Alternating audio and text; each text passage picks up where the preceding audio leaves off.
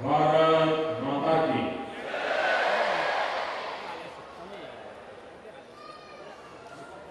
मंच पर विराजमान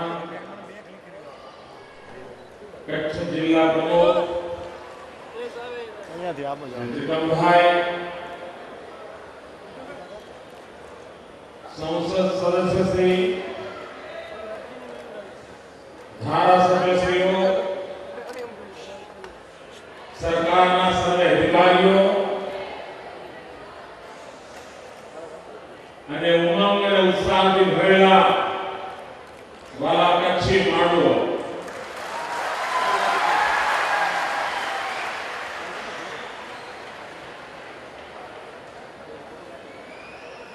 પ્રજાસત્તાક પર્વની પૂર્વ સંધ્યાએ આપણે મળી રહ્યા છીએ।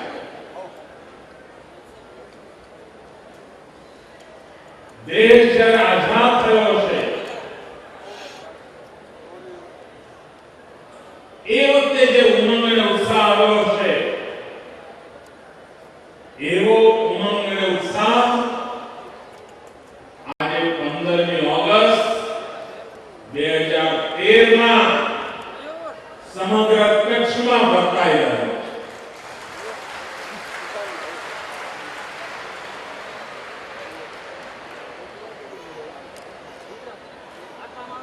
રાષ્ટ્રીય પર્વો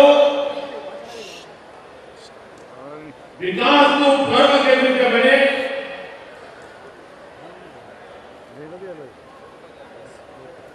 લોકશાહીના સશક્તિકરણનું પર્વ કેવી રીતે બને,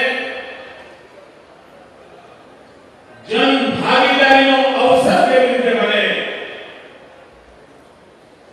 એનું ઉત્તમ ઉદાહરણ ગુજરાતે આ પરંપરાથી ઊભું કર્યું છે। રાજ્યના બધા જ મંત્રીઓ ગયા અઠવાડિયે આ કચ્છની ધરતીના ગામડા પૂરતા નાના નાના ગામોમાં જઈને વિકાસની જ્યોત પ્રગટાવતા અને કચ્છ વિકાસની નવી ઊંચાઈઓને પાર કરે, લોકો પણ વિકાસના મહાત્મ્યને સમજે, આ વિકાસના મહાત્મ્યમાં લોકો પણ જોડાય એવો એક અદ્ભુત અવસર આજે કચ્છની ધરતી પર આપણે જોયો છે। આજે અહીંયા કચ્છના કલાકારો દ્વારા કચ્છડો બારે માસ એ નાટ્ય પ્રયોગ આપણે જોવાના છે।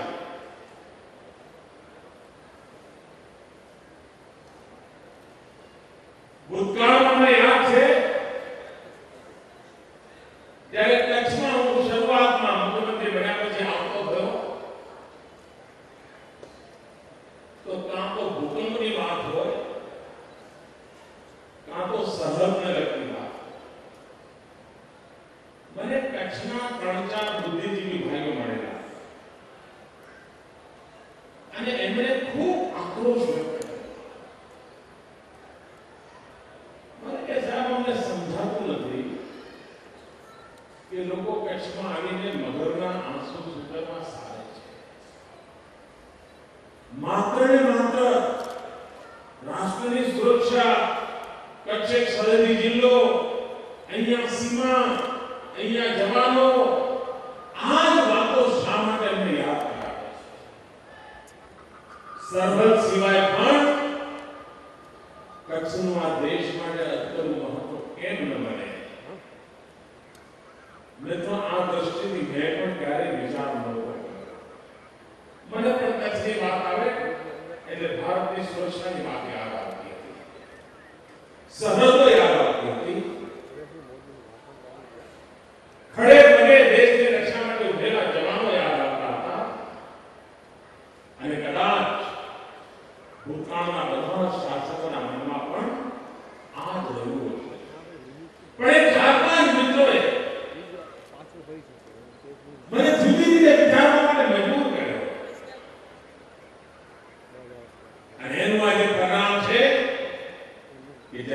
કચ્છની વાત થાય ત્યારે માત્ર પાકિસ્તાનની સરહદની વાત ન થતી, કચ્છની વાત થાય ત્યારે વિકાસનો બાવટો કેવો કરકે એની વાત થાય.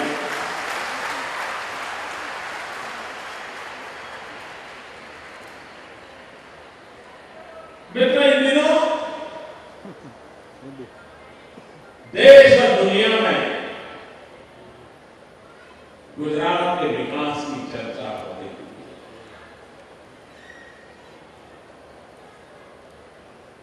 जो गुजरात को पसंद करते हैं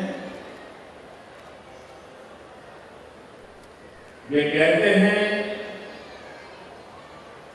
कि हम गुजरात जैसा करना चाहते हैं, और जो गुजरात को पसंद नहीं करते हैं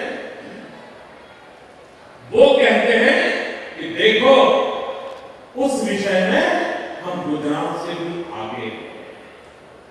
कहने का तात्पर्य ये हुआ कि कोई चाहे या न चाहे, आज देश में जब भी विकास की बात होती है, विकास की चर्चा होती है, तो पैरामीटर के रूप में, मानदंड के रूप में हर किसी को गुजरात को ही लेना पड़ता है.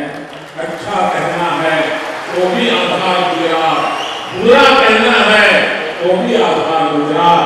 मित्रों, ये सिद्धि छोटी नहीं. कोई अच्छा करे तो कहना पड़ता है कि हम फलानी विषय में गुजरात से भी ज्यादा अच्छे हैं. आज गुजरात ने कीर्तिमान स्थापित किया, लेकिन इन दिनों एक सवाल उठाया जाता है.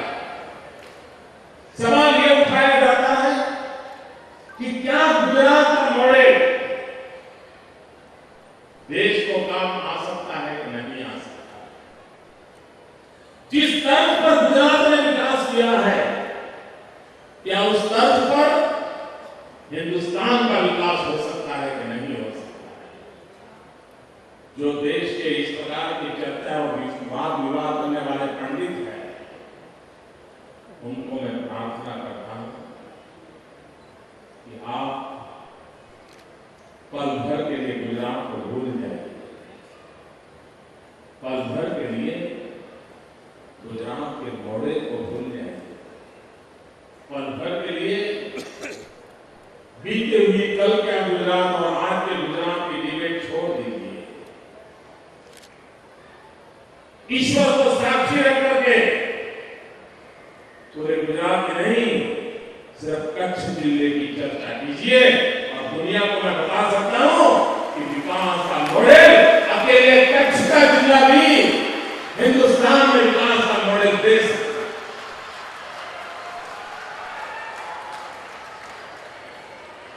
ये एक ऐसा जिला है जिसमें अभाव का ही ज्यादा प्रभाव है. ये ऐसी भूमि है जिस पर कुदरत का प्रकोप प्रतिकम रहा. अगर सर्वाधिक अकाल के वर्ष किसी ने देखे हैं तो मेरी इस कच्छ की धरती ने देखे. पिछले 500 साल में अनेक बार भूकंप की यातनाएं झेली हैं तो मेरी इस कच्छ की धरती ने झेली. समुद्र तट पर अगर साइक्लोन आया तो मुसीबतों का मार झेलने की नौबत मेरे इस कच्छ को आई है. कोई आपत्ति ऐसी नहीं है जिस आपत्ति का शिकार यह जिला न होता. इतना ही नहीं, सबसे ज्यादा अगर गर्मी है, सूरज तपता है तो 45-50 डिग्री के बीच कच्छ के लोगों को गुजारा करना पड़ता है, जो हिंदुस्तान में इतनी गर्मी कहीं और झेलनी नहीं. और उसी कच्छ में जब बहुत ठंड होती है तो -3 डिग्री का टेम्परेचर भी इसी कच्छ को झेलना पड़ता है. यानी सर्वाधिक गर्मी भी कच्छ में और सर्वाधिक ठंड भी कच्छ में. ये ऐसा भूभाग है जहां 365 दिन बहने वाली एक भी नदी नहीं.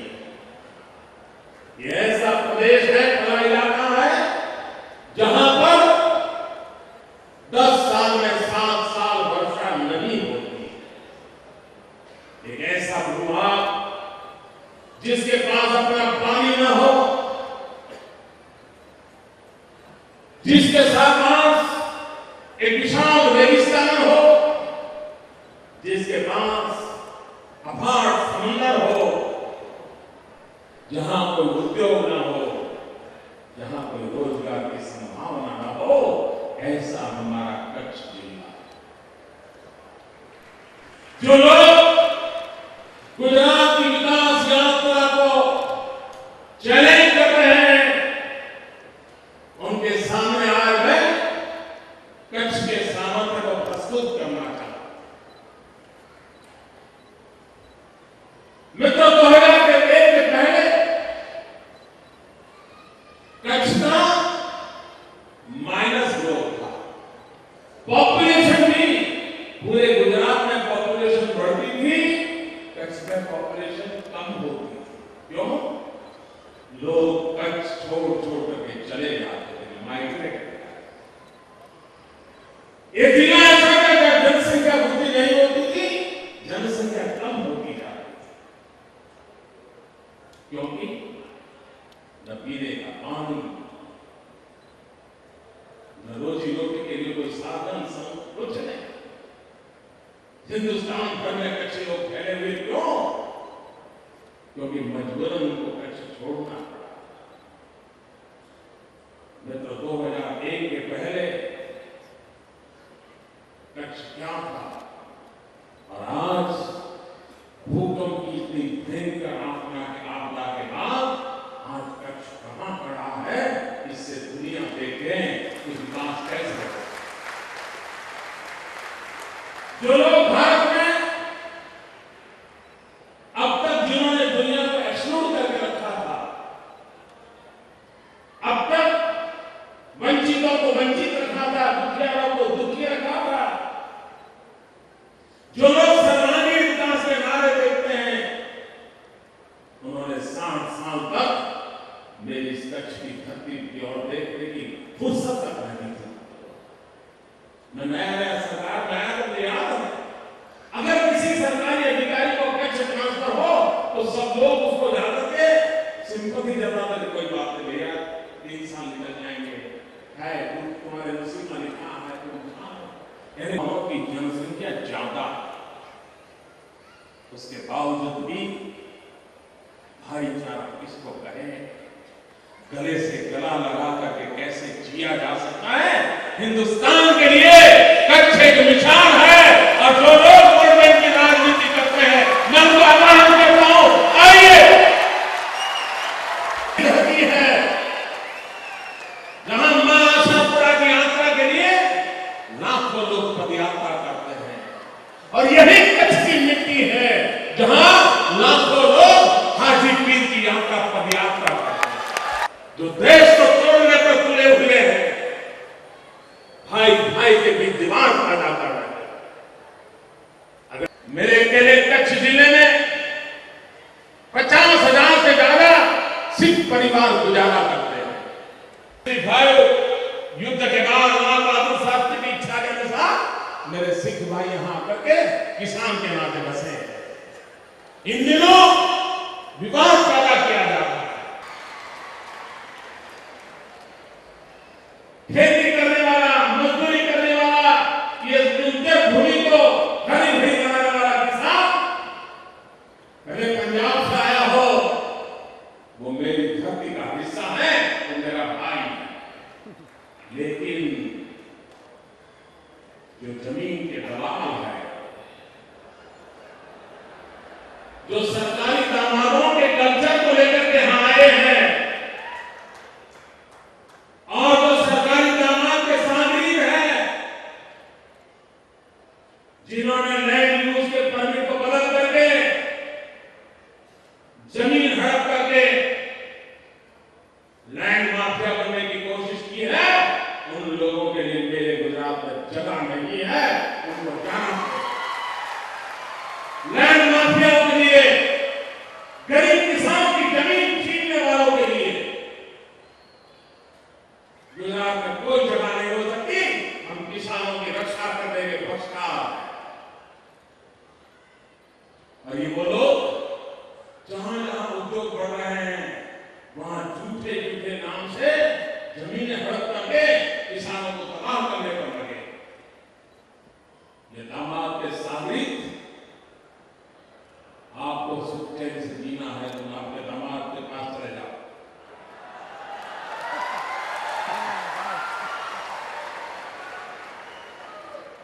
भाइयों बहनों,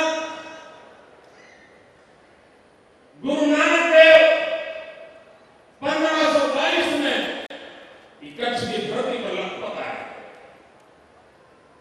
और गुरु नानक देव 10 दिन कच्छ के लखपत में बिताए और उन्हीं की स्मृति में बाद में वहां एक गुरुद्वारा बना।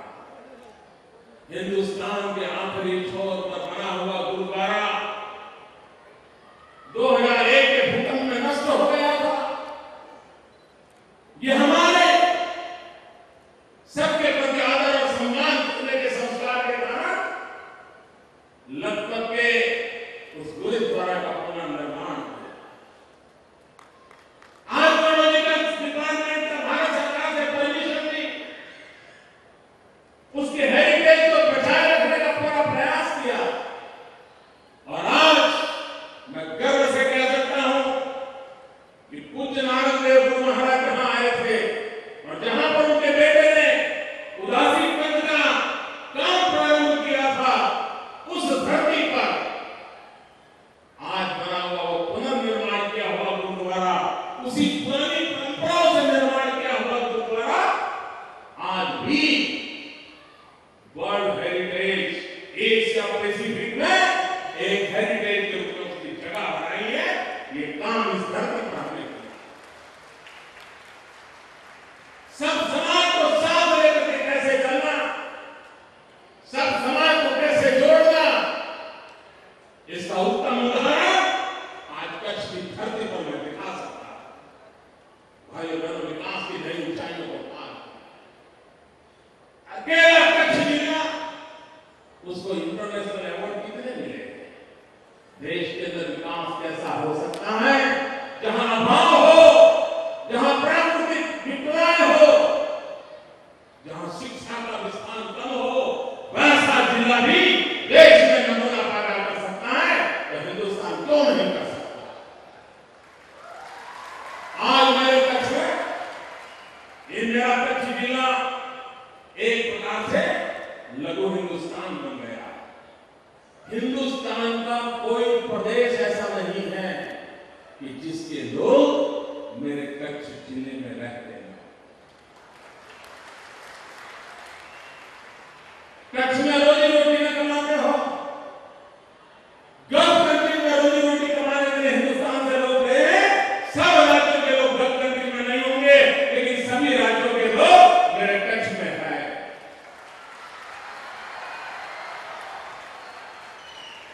और कच्छ मेहमान नवाजी में मशहूर है। मेहरामन, ये तो कच्छ की पहचान है। मरु, मेरू और मेहरामन, यही तो कच्छ की पहचान है। यहां पूरा देश बसा। इतना ही नहीं, ये भूभाग जहां कभी एग्रीकल्चर के लिए कोई सोचता नहीं था, आज 10 साल के भीतर भीतर मेरे कच्छ का किसान केसर कैरी को दुनिया के बाजार में एक्सपोर्ट करता है। मेरे कच्छ के किसानों ने जो पराक्रम किए हैं, उसको देखने के लिए यूनिवर्सिटी स्टडी करने के लिए आती है। कृषि क्षेत्र, रेगिस्तान में, बंजर भूमि में कृषि क्रांति करने का काम इस कच्छ में हुआ। एक जमाना था पशुधन के लिए कच्छ जाना जाता था, लेकिन बाद में वो सामरिक हमारी विरासत खत्म हो गई। आज फिर से डेयरी को पुनर्जीवित किया गया, पशुपालकों को प्रेरित किया गया। और इतना ही नहीं, बन्नी की भैंस, उसको राष्ट्रीय तरफ ने सम्मानित करवाया। और आजाद हिंदुस्तान में किसी जिनेटिकली किसी एक प्राणी का नाम जुड़ा होगा तो सिर्फ बन्नी के बफेलो का जुड़ा है। और आज भी तो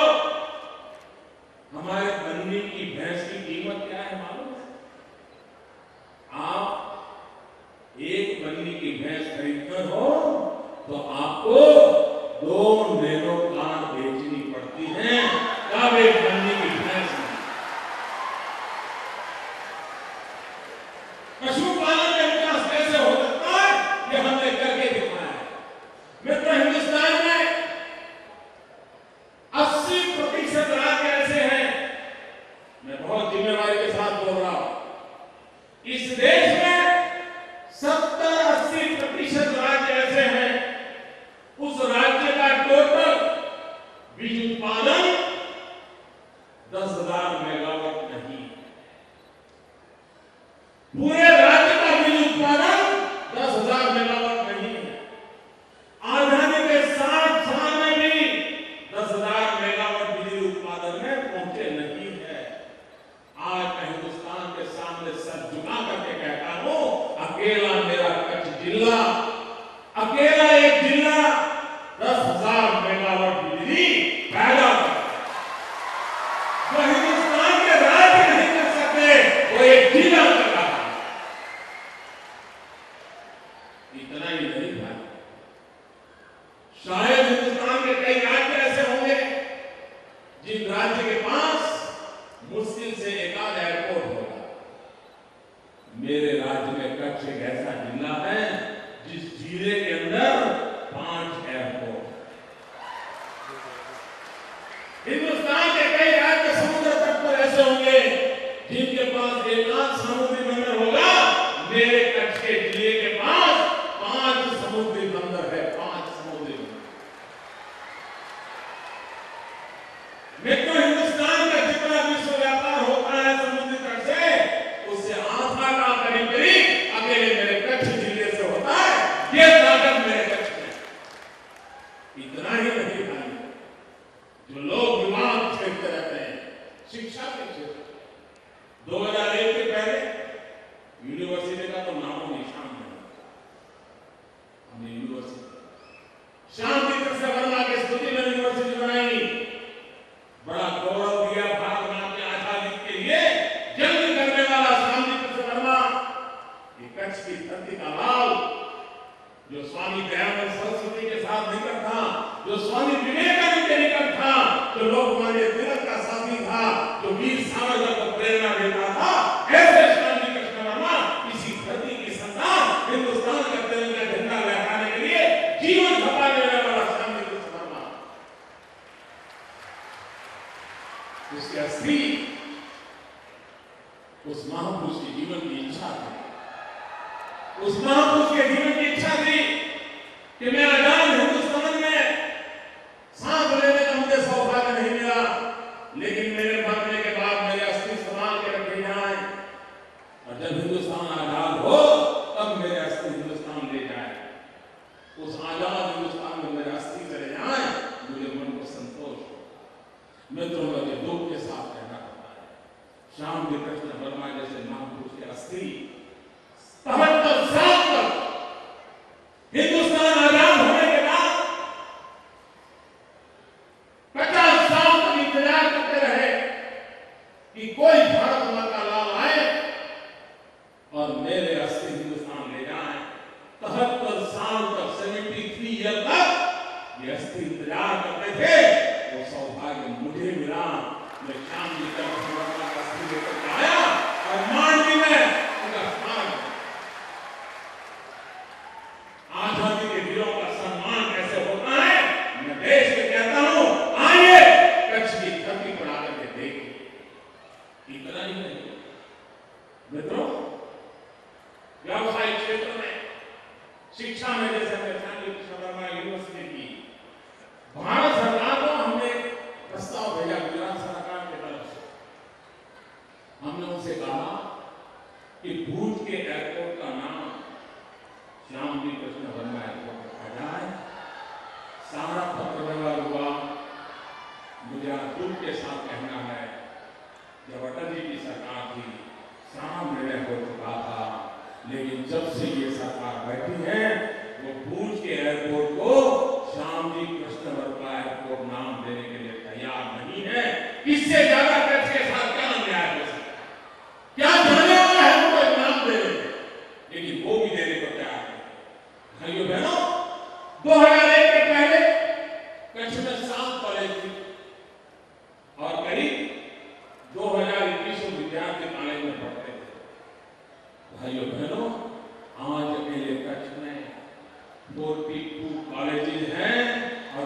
करीब 5,000 नौजवान पढ़ रहे हैं कॉलेज में। सॉरी 28,000 नौजवान आज कॉलेज में पढ़ाई कर रहे हैं। इसलिए भाइयों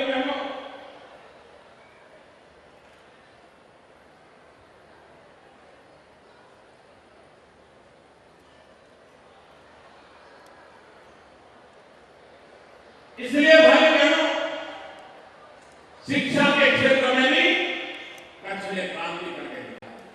विश्व टूरिज्म के क्षेत्र में प्रगति करने के लिए हिंदुस्तान हाथ पैर फैला रहा है। भारत सरकार की तरफ से दुनिया भर में क्रेडिबल इंडिया, इनक्रेडिबल इंडिया इसकी एडवर्टाइजमेंट हो रही है, लेकिन उसमें कच्छ का नामो निशान नहीं। बड़े दुर्भाग्य की बात। सारी दुनिया के सामने कच्छ को रखने के लिए हिंदुस्तान की सरकार सहमत नहीं है। उनके सहयोग के बिना आज कच्छ ने टूरिज्म के मानचित्र पर अपनी जगह बना ली है। मित्रों, कच्छ का रेगिस्तान देखने के दुनिया कच्छ का हैंडीक्राफ्ट अब दुनिया के बाजार में पहुंचने लगा है। मित्रों, एक जिला आर्थिक प्रगति और विकास की कैसी नई ऊंचाइयों को पार कर सकता है। कला, संस्कृति, इसके लिए जिला क्या नई चीजें कर सकता है, इसका नमूना आप देख सकते हैं। चाहे विश्व व्यापार करना हो, वो भी कच्छ। भाइयों बहनों, आज कच्छ में 300 से ज्यादा बड़े उद्योग हैं। हिंदुस्तान के किसी जिले में होंगे कि नहीं होंगे। और ऐसे जिले में जहां पानी न हो, रेगिस्तान हो, ऐसे जिले में और कच्छ जिले में करीब 6500 से ज्यादा, 6,500 से ज्यादा लघु उद्योग चल रहे हैं और लाखों लोगों को रोजगार का काम एक जिले में हो रहा है। और तभी तो हिंदुस्तान के लोग रोजी रोटी कमाने के लिए कच्छ के एक जिले में बसते हैं। इसलिए मैं कहता हूं, गुजरात मॉडल देगा नहीं देगा उसकी चर्चा छोड़ो, ये कच्छ है तो हिंदुस्तान के सामने मॉडल के रूप में खड़ा है। इतना ही नहीं, भूकंप के बाद हम काम कर रहे थे। यही वर्ल्ड बैंक जिसने एनवायरमेंट के नाम पर हमारे सरदार सरोवर नर्मदा योजना प्रोजेक्ट को पैसे देने से मना कर दिया, हमें निशाना छोड़ दिया था। इंटरनेशनल लॉबीज ने वर्ल्ड बैंक का दिमाग खराब कर दिया था और उसके नाम पर सरदार सरोवर नर्मदा योजना, नर्मदा का पानी का पहुंचाने में वर्ल्ड बैंक हमारे खिलाफ हो गई। उसी वर्ल्ड बैंक को ये हमारी ताकत देखिए, कच्छ की ताकत देखिए, गुजरात का दम देखिए। भूकंप के बाद कच्छ का जो निर्माण हुआ, उसमें वर्ल्ड बैंक का जो सबसे बड़ा अवार्ड है ग्रीन अवार्ड, वो ग्रीन अवार्ड कच्छ को मिला। कच्छ को जिस एनवायरमेंट को लेकर के वर्ल्ड बैंक सबसे रुक गई थी, उसी वर्ल्ड बैंक को कच्छ ने मजबूर किया था एनवायरमेंट का अवार्ड देने के लिए। इतना ही नहीं, यूनाइटेड नेशंस जिस जिले में पानी नहीं है, बड़ी मुश्किल से नर्मदा का पीने का पानी पहुंचा है, उस जिले की महिलाओं ने पानी समितियां बना करके वास्को योजना के अंतर्गत जल वितरण का एक बहुत बड़ा सुंदर काम करके दुनिया के सामने रखा। और कच्छ से हमने शुरुआत की थी और कच्छ ने पहल की थी। आज तो पूरा गुजरात उस काम को कर रहा है और उसी काम को यूनाइटेड नेशन ने अवार्ड दिया था। एक जिला क्या नहीं कर सकता है। अगर हिंदुस्तान में एक जिला कर सकता है तो ये देश क्यों नहीं कर सकता है। और इसलिए गुजरात को नीचा दिखाने के लिए दिन रात लगे हुए लोगों को मैं कहना चाहता हूं, ये ऐसी भूमि है जहां समुद्र का तट है, रेगिस्तान है। अर्बन डेवलपमेंट का मॉडल कच्छ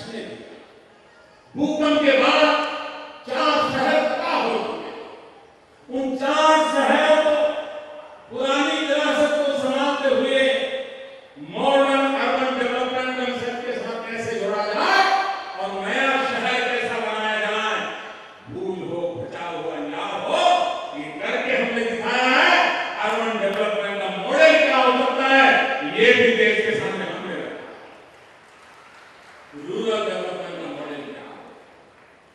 आज यहाँ के हमारे गांव देखिए तो विश्वास नहीं करेगा। रेगिस्तान में पड़ा हुआ है राज्य का जिला, उसके गांव इतनी व्यवस्थाओं से भरे पड़े। ब्रॉडबैंड कनेक्टिविटी हड़ताल होती है, पानी पहुंचा है, गैस की पाइपलाइनें लग रही है, क्या कुछ नहीं किया। और इसलिए मैं कहता हूं जो गुजरात को नीचा दिखाने की कोशिश करते रहते हैं, गुजरात को बदनाम करने की कोशिश कर रहे हैं, अकेले कच्छ को देखे तो उनको पता चलेगा कि विकास की दिशा क्या हो सकती है, विकास का पैमाना क्या हो सकता है, विकास की गहराई क्या हो सकती है, विकास का व्याप कितना हो सकता है, वो दुनिया देख सकती है। भाइयों बहनों, लेकिन यही पर रुकना हमारा स्वभाव है।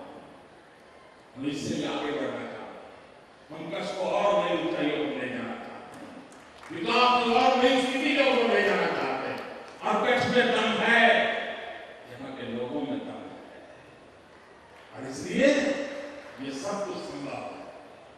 भाइयों बहनों, आजादी की पूर्व संध्या है, लेकिन आज सुबह सुबह बहुत ही दुखद समाचार मिले।